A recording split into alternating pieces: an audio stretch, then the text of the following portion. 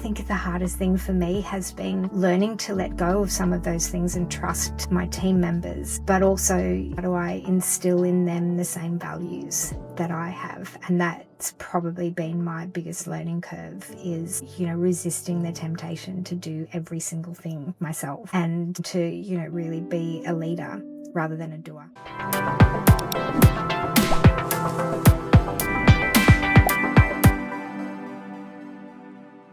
I am here with the one and only CEO and founder of Peppermint IT, and also the CEO and founder of the Peppermint IT Sip and Solve podcast. So Yeah. I'm so glad to have you on, and I really, really appreciate you for taking the time. Obviously, we've been working together as we manage your podcast. You're a proud podcast founder. You've been doing amazingly well, and I wanted to have you on the show and, kind of ask questions for like a lot of people wanting to hear answers, how to be a better CDO, you Mhm. know, updates in the tech AI space. So yeah, I wanted to welcome you and see how you're doing. Thank you. I'm very happy to be here. Thank you for Mm. having me. Thank you for inviting me. Awesome, awesome. So look, I want to get straight away into it. I also like to use these conversations from a selfish point of view as well, like how I can Mm. improve, what I'm doing in life, because I realize there's so many other people out there who are going through similar things. So what I wanted to ask you is saving time. How can one save time more effectively? So I would say my number one rule from a business sense is anything that needs to be done twice should be automated.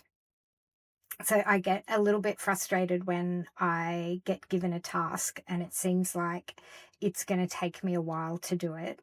And so I do spend a fair bit of time when I first get given a task thinking about, is there a way that I can make this more efficient?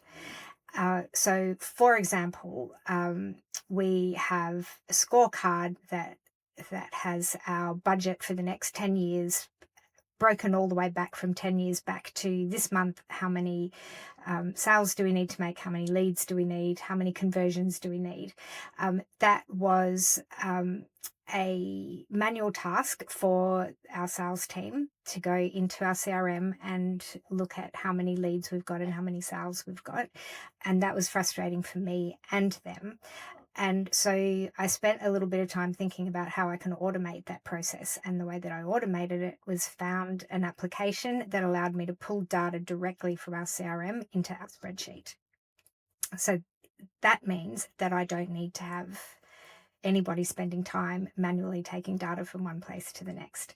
So it's really about looking at a task, and rather than just completing the task because somebody told you to do it, or somebody asked you to do it, thinking about, if I spend half an hour or an hour or even half a day on this task to automate it, how much time is that going to save me later on? So for me, it's mostly don't just do something because it's landed on your plate. Think about how it can be done better and how it can be done more efficiently. Mm. The automation, I think that's a great place to also start. How are you able to automate things and then personalize them at the same time, right? Because like let's say you're automating, like you have a proposal or whatever it is. How do you manage where it's not too systematized or a robot, especially when it's dealing with customers? Certain things, yes, like you said, you Mm. can't automate. How do you manage to do that? So, do you mean, can you give me a more specific? Because there's a lot of answers to this. I need something a little. So let's say if I want to automate, like you said, if I'm doing something repetitively. So let's say if I'm constantly speaking to customers, or we want to continually reaching out. Let's say for people we've sent a proposal to, maybe they haven't acted on, or we've had communication in the past. How do you automate that and then Mm. personalize it at the same time? So, how are you sending your emails? How are you sending out your proposals at the moment? Are you doing them in a Google Doc or a Word doc, or sending them as PDF? Or So we like to personalize our proposal. Mhm. So we'll create it in a PDF, then it gets in a PDF file, and then we send it. Mhm. Send it. Okay. And do you have a CRM? Yes. Mm. Okay.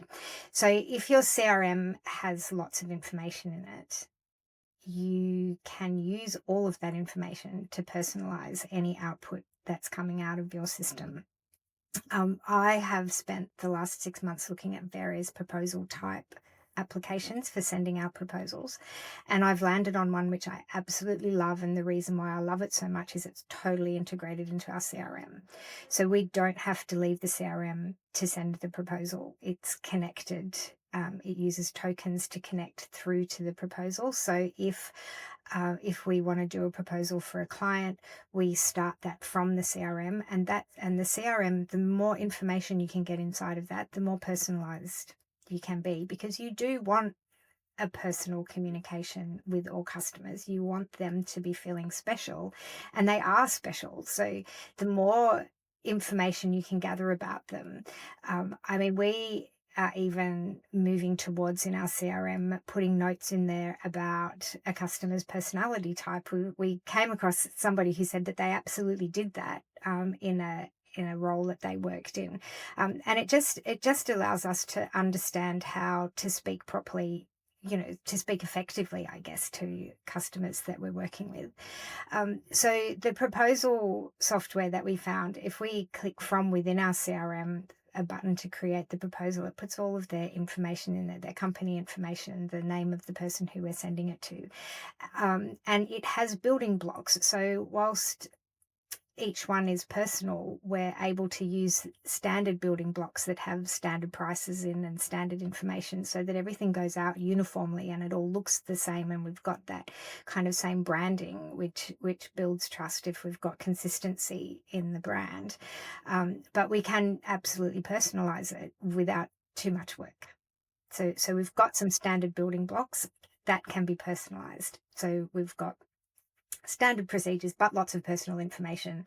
And that way we can automate those processes. And automation for me is not really about seeing how quickly we can get something done, but it's about how consistently we can communicate with people so that everybody's getting that same kind of personalized interaction from the business.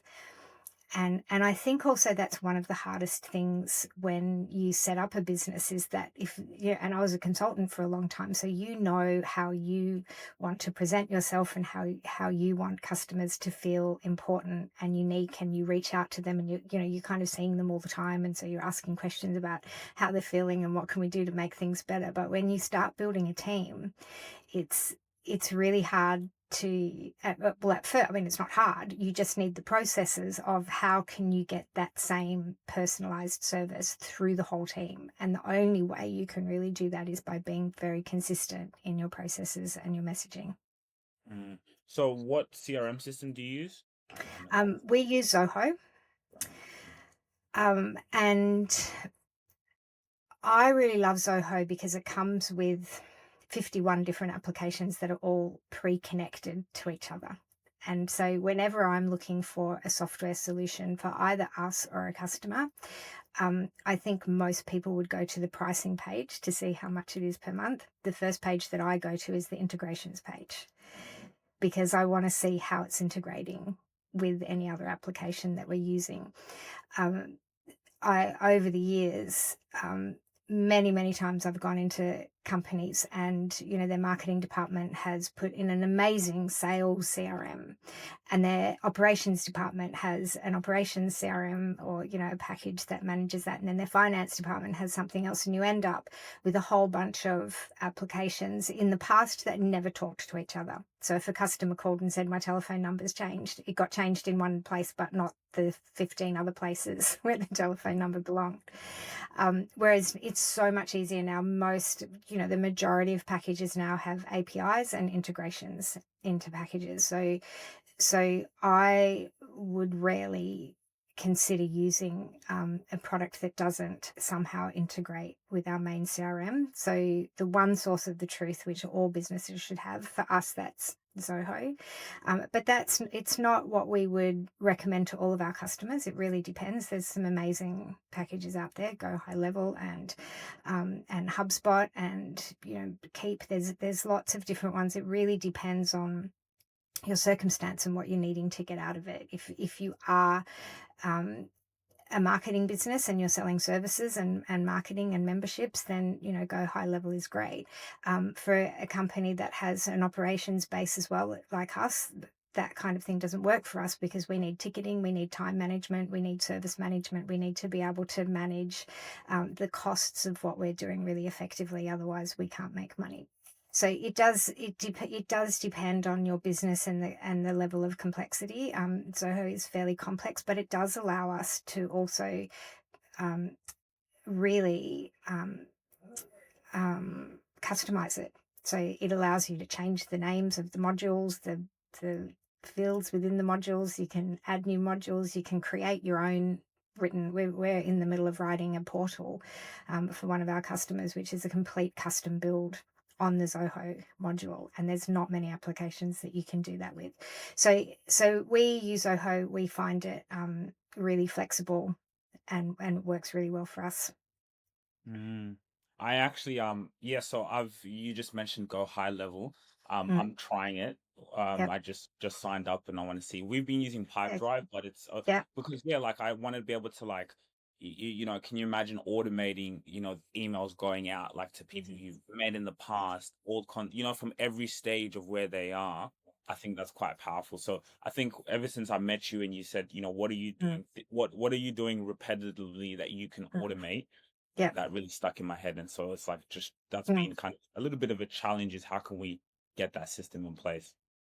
It's really, for me, I think, the foundation of any business. And I remember, 7 or 8 years ago when I was growing this business, and a friend of a friend's who had a business said, he said, you can set it up and just keep your costs low and don't worry about, like, just put all your stuff in an Excel spreadsheet. That's all you need to start with. And I was like, that's the dumbest bit of advice I've ever, not dumbest, I wouldn't say dumb, but I was like, that from a tech perspective, that's not the advice that I would give people. I would say, like, get a database, get a CRM, and start from there, because that gives you from day one everything you need to know about every client that you're working with.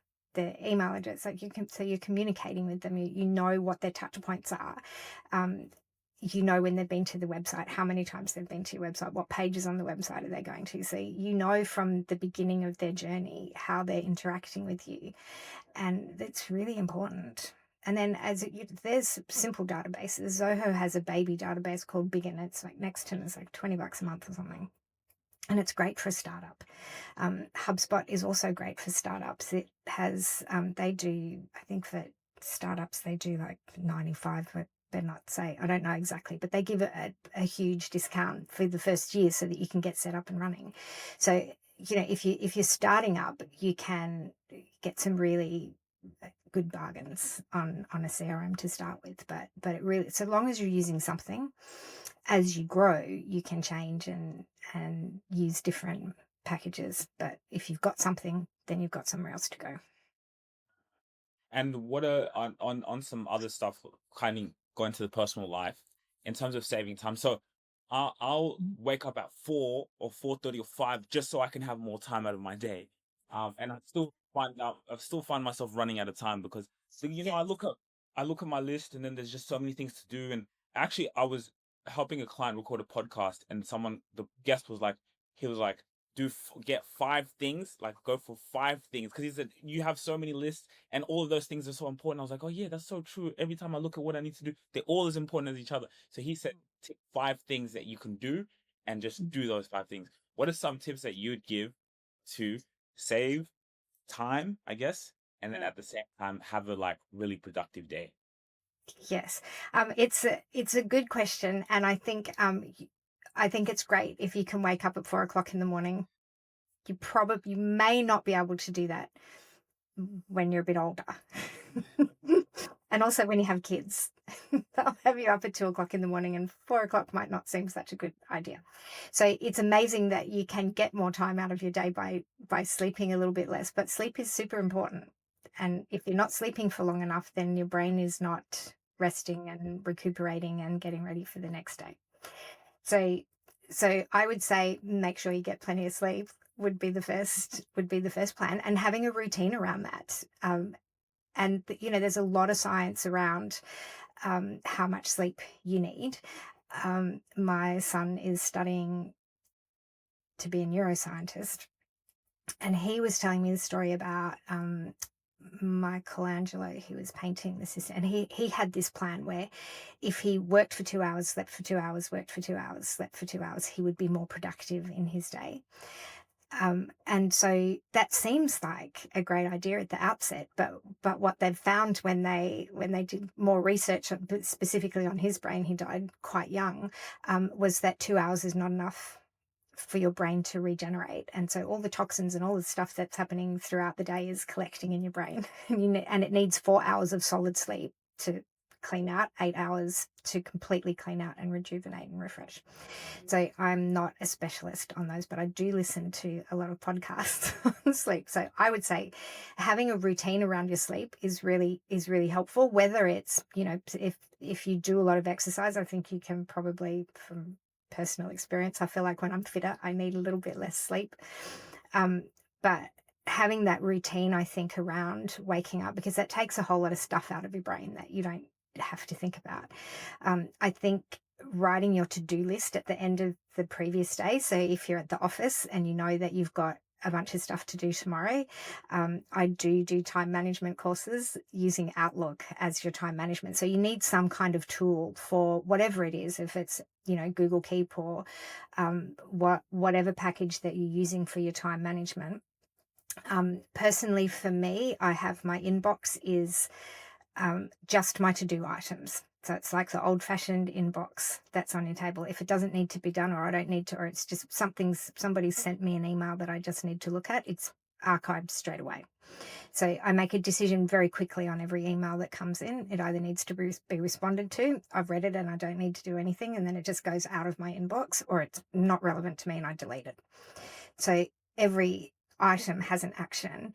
If it's something that I need to do, then I make time to do that. And I do that by dragging it either into the task box or into a calendar. So if it's an email where somebody says, I'd love to meet with you about this, how about next week? I go, yep, that's great. I click and drag it and move it into the calendar. It's out of my inbox. It's out of my brain. It's scheduled for next week. I don't need to think about it unless there's a task that's associated, which I'll also create a task for. So I then use the task manager to manage the tasks that I need to do each day. And so it's really, I think a lot about moving stuff out of your brain and into a place where it's going to happen. Because if you've just got 100 things inside your brain, it's messy. And it is hard to say, what are the 5 things that I need to do today? Because I think that's a great idea. Mm. Like when I heard about it, I was like, yeah, that is a good idea. And to be honest, going back to the sleep, I do see what you're saying, because I felt moments like I would still look at myself. I'm like, this is not sustainable. I find myself, Mm, dozing off. And mm, one time I had an auntie, she came over, she slept at our house. And then I think she came like late. She saw me here. And then I was up early. And then she said to my mom, she's like, no, he's like, he has to sleep. Like, she was like, that's, you can't keep doing that. Yes, you might do that now, but when you get up, she was like, mm, no. So you get, so I was like, yeah, I need to get more sleep. And I mm, can see what you're saying. I do have a lot of energy, but yeah, yeah, you do need to get that sleep. So it's about how yeah, can you, like you said, just have those systems in place. mm. Um, to And I do that. think, yeah, I was listening to a book earlier this year. I can't remember which one, but it kind of said, if you think that you're never getting enough sleep, you're probably never going to. But if you think you are getting enough sleep, then you probably do. So it's a little bit more about saying, what does my body need? And like I said, like, you're pretty fit and you're pretty active, and so you do have a lot of energy, but Mm, you need to be getting at least 6 or 7 hours sleep, I'd be saying. mm. My Onto mum another voice topic. talking now. Onto another topic. Yeah. What are some challenges that you face as a CEO, as being, the head, the number one, it all comes down to you. What are some of the challenges that you face that no one may know about? I would say it is about that consistency um of how we work and treat our customers. Because as a business owner, you set up a business really because you're passionate about what it is that you do, and you want to make a difference to people's lives. In my case, it's their business life. I want to make it, I want to be able to use all of the things that we've learned and collectively as a team, um, about what we do every day, which is work with technology. And so it's kind of, I would love to have those interactions and to work on every single project that comes into the business. But I think the hardest thing for me has been learning to let go of some of those things and trust my team members. But also, how do I instill in them the same values that I have? And that's probably been my biggest learning curve, is, resisting the temptation to do every single thing myself, and to really be a leader rather than a doer. And, which a lot of people go through as well. Like, Yeah. you know, I read in Lazy CEO, and it talks about like the different roles of a CEO, and it talks about a CEO being in player mode, and it says you, as much as you want to be in player mode, you've got to step out of there. You only got to be in player mode when you need to be, or when you can use it to train, you can use it to teach, you can use being a player mode. So it's saying like you should be in player mode about 20% of your time, something like that. Yeah. So like kind of I can see what you're saying there. Talking Mm. about like a service-based business, Yeah.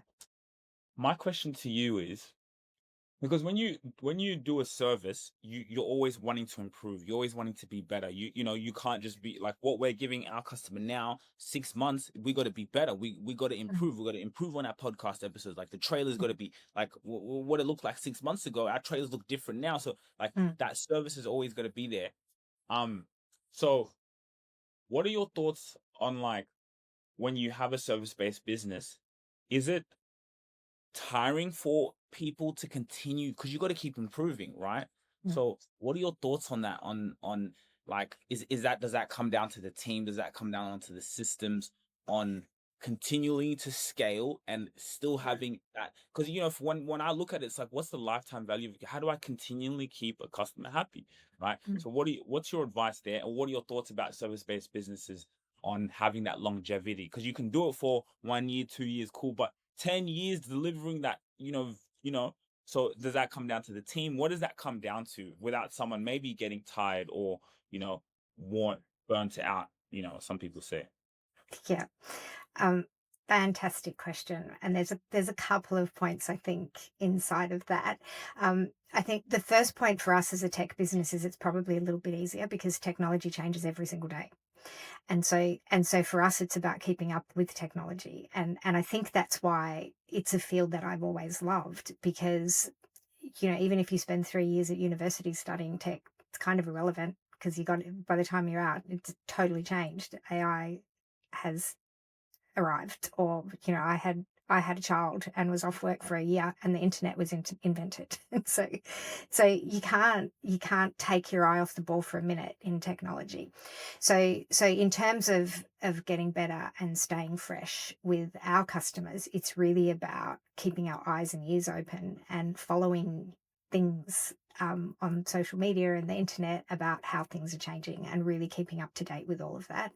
We kind of, as a team, we have a chat channel that is really just dedicated to that. If you see something, or if you hear something that looks interesting that we haven't seen before, and we all just post it in the channel, and then somebody learns about it, and then we share the knowledge, and then we send it out to our customers as new knowledge. So in our industry, it's not that difficult, but in a lot of industries, it's similar. There's new things happening. There's new things that can change. There's new ways of doing things. And I think when I kind of started developing and working with this time methodology, the last letter E is really enhancing continuously. And that's about not putting a system in place and saying, oh, I spent $30,000 putting this CRM in, or this piece of software or whatever, and now I'm not, that's going to last me for 10 years. It's not. You just really need to be thinking continuously about how you can do things better. And even the third letter of time is monitoring, and it's really monitoring continuously. Like what worked for you 2 years ago might not work for you now. Things have changed. You've got more staff, or you've got less staff, or your customers have changed, or the needs have changed. So if you're not monitoring it, you can't manage it and you can't measure it. So you need to be looking every day at what's going on and how you can enhance it and how you can make it better. And the results will tell you if you've got the right systems in place, and you're monitoring them properly, and you're looking at things like YouTube statistics and Google Analytics. And in your business, that's what you're looking at.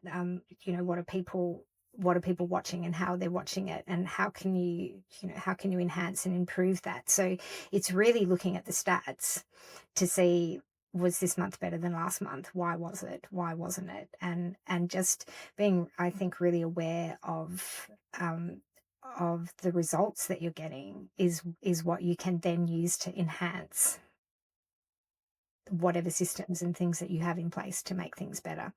So I think it's about that, and then continuously, um, I guess, communicating with your clients about what's new and how you can improve and what happened last month and what's going to happen. We do comprehensive reporting for our customers every month, and it's not, there's systems that can just spit out reports, but we do a PowerPoint presentation where we've analyzed the results and we've looked at things, and we can give feedback on, this is what's happening with your systems, this is what we think that you can do to improve some of those results. I think what you just said there is really intriguing in terms of having kind of live updates from the team of what's happening in the moment, right? Like what is some new trends, or what is your new updates? I think that's really, really quite powerful.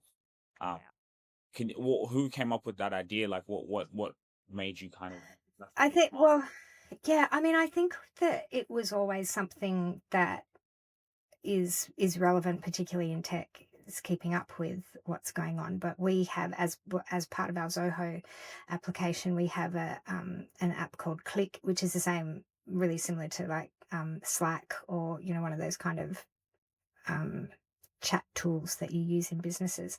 And we have various channels for that. So we have like an all team channel, which just has information about what's going on. We have a social media channel. You just throw social media stuff in there, or content, or pictures of being out on site with the tech, or the dog sleeping, whatever it is that goes in the social media chat.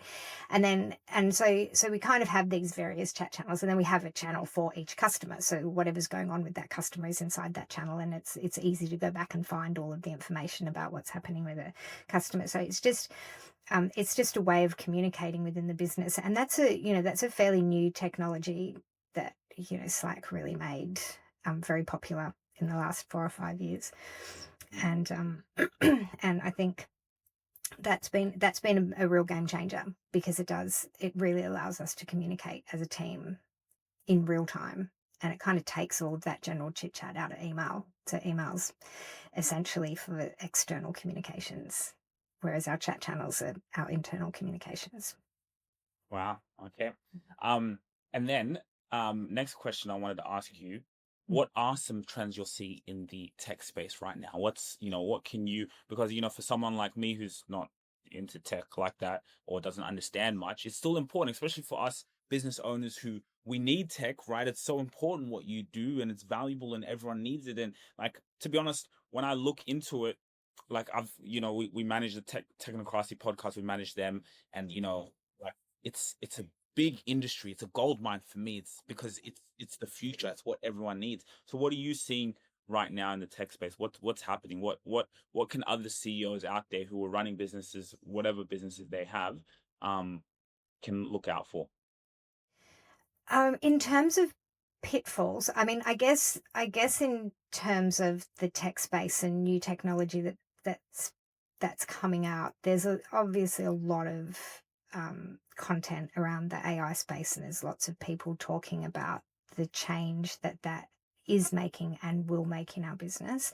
Um, I I think that's obviously something that we need to keep up with and take advantage of at every point in time that we can. And I totally take advantage of it. In fact, this morning I had AI create me a scorecard, set up a scorecard, write me a blog post, write me a 30-second script. I recorded the script, posted it on LinkedIn, all within an hour. And that is something that without AI would have taken a week and a half, even a year ago. It would have taken a week and a half to get all of that set up and organized. So there's definitely, a lot of AI developments that are really allowing us to implement a lot of productivity in our lives. What I would say as a pitfall for technology is, even 10 years ago, computers and systems and the workforce was a lot less technology focused than it is now.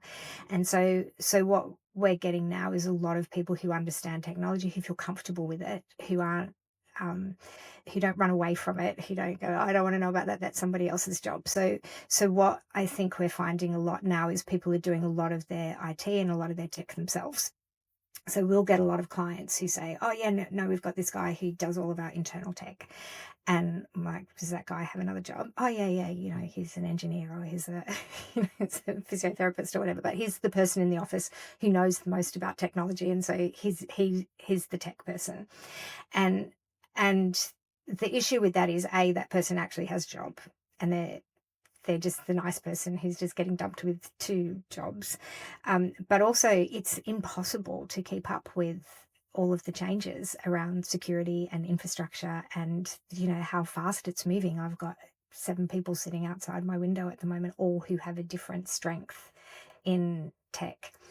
And so I think we're not really in a world where people are starting to feel a lot more comfortable with tech, not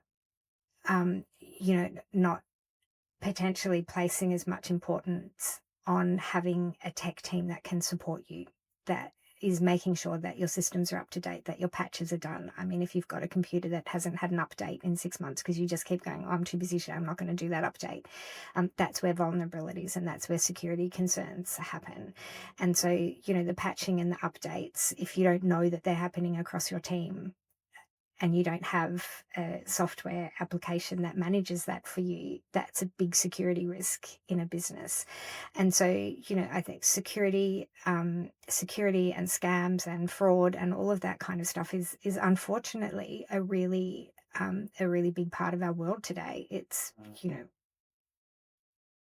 the way that the criminals are getting smart. mm, And I think that's one of the things that we really need to be careful of. And I think, 10 years ago, IT was barely a P&L line in your in your finance reports, but it needs to be a big part of your P&L now, because it runs your entire business. And so I think getting just kind of getting your head around the fact that actually we need to spend money on tech now. And even packages, I just think everything that I sign up for is another $50 a month or another $100 a month. I mean, this package that I found to integrate Excel into, or our Zero accounts and our CRM into our Excel planning sheet, is bloody amazing. It's another $150 a month. So subscriptions, we spend a ridiculous amount of subscriptions. They all integrate and they all save money. But the fact that I don't have to have a staff member or 2 staff members, as was the case, spending a half a day on a Monday trying to get those numbers out and put them in the report where they needed to be, is clearly saving that cost. But yeah, ongoing IT costs, I think, is something that needs to be addressed. yeah. It's funny that you say that because I work with like a CFO once a week, Mm, and so we were looking, and then the subscriptions, and then I was looking at the numbers, like, wow, okay, mm, subscriptions there, yeah, that's quite mm, a high list on them. But it's like I was telling him, like, maybe some I could kind of look to remove, but I'm like, bro, like I need them. Like, what am I supposed to do? Like, mm. So I definitely feel you on that one. So also, you're a keynote speaker, Yeah. you have a podcast, obviously you've been working with us. Mm, Life for you now, like imagine now it's a Tuesday, you're recording a podcast, right? Where usually you'd maybe be working, and especially within your space, tech, a lot of, especially founders like yourself, they're very technical, they're in, like they're working in the business, and they don't really have the time to work on the business, like doing what you're doing. As I said, it's a Tuesday. Now you have podcast recordings. You're building the business. You're being the face of the business. You're getting out there. This is just Mm, the start. You're just gonna keep doing it. Where most of your time now is literally you're on TV shows. You're there. You're here, and everything's coming in the business. So can you talk to mm, us a little bit about what made you want to start having a podcast? What made you want to start getting yourself out there? What I did notice, and I noticed this with so many people that we work with, is like they always had YouTube channels. Like I see this with so many people. I'm like, oh my goodness! Like I saw with you, you always had a YouTube channel. I could see you've always wanted to kind of do it, but maybe there wasn't maybe the time, and So what kind of made you want to do that? Especially as I said in your space, because not many people do it, especially mm. tech as well. So yeah, I wanted to kind of get your journey on it and your visions for the future as well. Well, it's really, yeah, I mean that last paragraph is what it's about. It's the vision of the future. It is, where do I want to be in 5 and 10 years time? And I think, for a while I was like, oh, I'm going to build this great business and then I'm going to sell it and then I'm going to retire.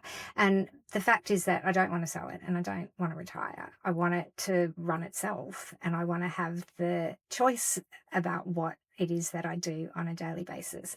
And so part of growth is really about what we were talking about before, which is doing less of the hands-on and building the business. And building the business is about how can we get our service and our offering in front of as many people as possible, because lots of people need it. They just don't know we're here. So it's really about how we can be better at what we do, how we can communicate how well we do our job and what's different about us to other IT companies. And it's not even like we need to be in competition with them, because every single business needs a tech company to support them. So there's plenty of work for us all to do.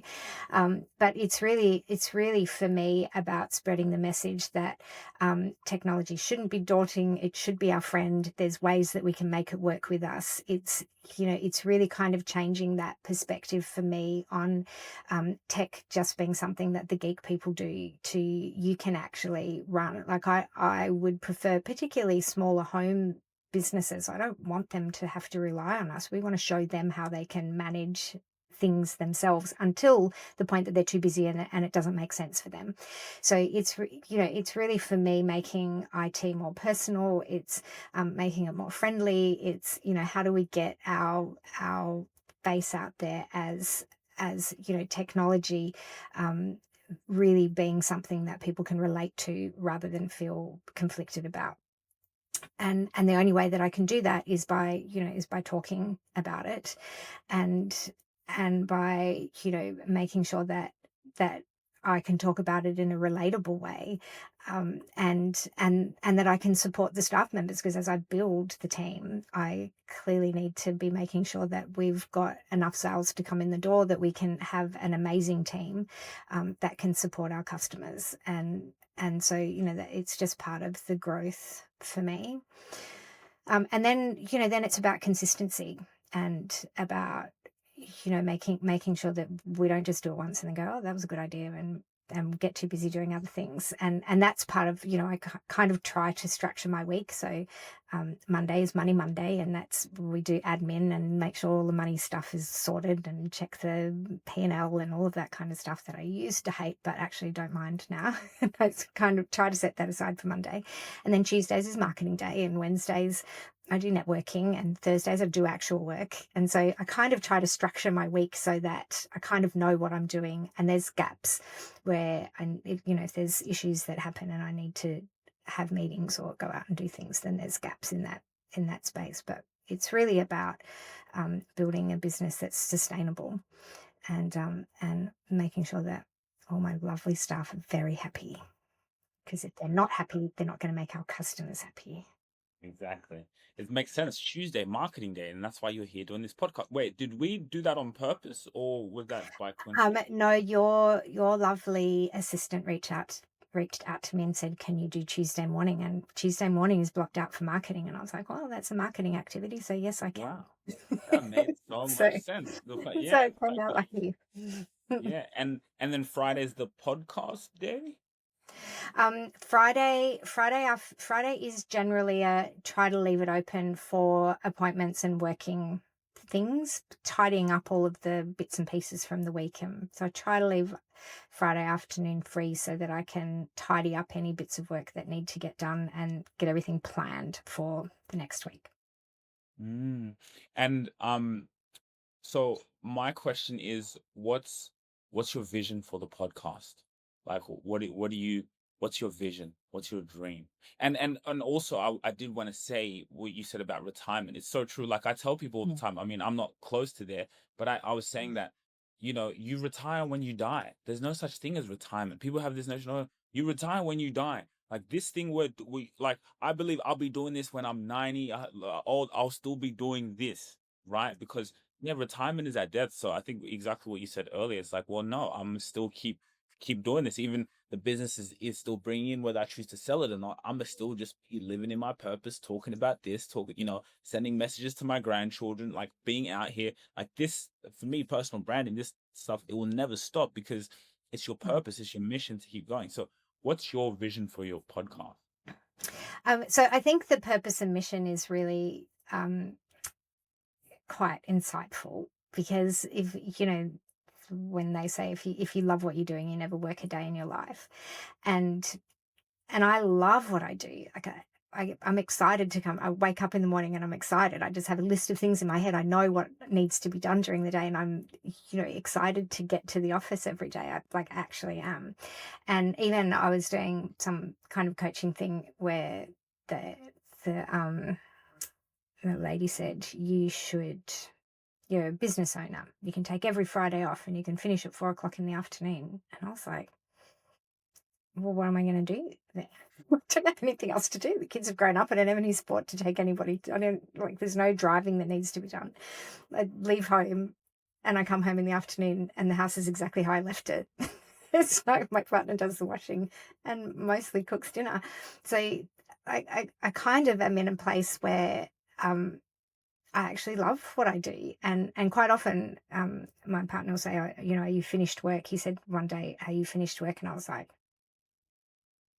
that's never going to happen, right? So now we just call it change location. So, are you ready to change location? And I just leave the office at some point between 5 and 7:30, and I change location and I work at home for the evening, depending. Like you need to kind of very clearly understand when you hit that wall or where you go, that's it, I just can't, I need to take 2 days off. But there's just so much to do and so many things to think about. And when it is your business and you have that kind of mindset, there's always a new idea, always thinking about something else that I can do. And it's exciting to do new stuff. So I don't have any real vision of retirement. Um, and I think that would only be if I was doing a job that I really didn't love and I was just waiting till I got to 62 and then I would be able to retire and not do this horrible 9 to 5 job. But I love working. I've always loved it. Um, and but basically we just come to work and help people all day. And so there's a lot of satisfaction in the work that we do, and finding having a happy customer who we've saved some time for, or we've made something better for them is what drives me. So Mm. yeah, so I don't really have any vision for retirement. In terms of the podcast, I'm kind of keen to, because I'm super nosy and I don't know that as many people are as nosy as me about what people use for their technology stacks. But I'm really interested, and there must be some other people who are interested. Like, I want to know, like, do you use Google or Microsoft, or what phone do you have? Or, it's kind of, I guess it's kind of like people talk about cars. Which model of car do you love? I like to talk about technology. And so I just kind of hope that other people do too, because then there's a bit of interest in how are people using technology to run their lives and save themselves time. Awesome, Mm. awesome. So before we leave, a couple more things. Um, okay, one thing before I ask you the next question. You talked about looking at your P&L. Mm. How often do you do that? Is that once a week? Like I was listening to someone else, and then he was saying like you should have a flash report and you should read it every day. So I was talking to my CFO and I was like, should I have a flash report? And I should, because I don't enjoy doing that stuff. I hate doing it, but like I can see how you're saying you enjoy doing it now, because I was like, when I was looking at it today, I was like, I can see how it's good to what, because the guy was saying you need to know your numbers, you need to know your numbers, and I've been lacking at that because I'm doing this stuff and I'm editing, I'm looking at videos and I'm doing this, and I forget to do that stuff, and I hate doing it, but it's very, very important because it's the lifeline of your business. So this is just a side question because I like to learn. How often do you check your P&L or check the finances? I would say 3 times a day. 3 times a day? Yep, at least. And bank account, I would probably check the bank account, probably more. Really? Yes. And it becomes very important, I guess, in this size of business. I feel like, if you're at the next level, if you're, 5 times my size and you've got people who do that for you and they just tell you every day, that's fine.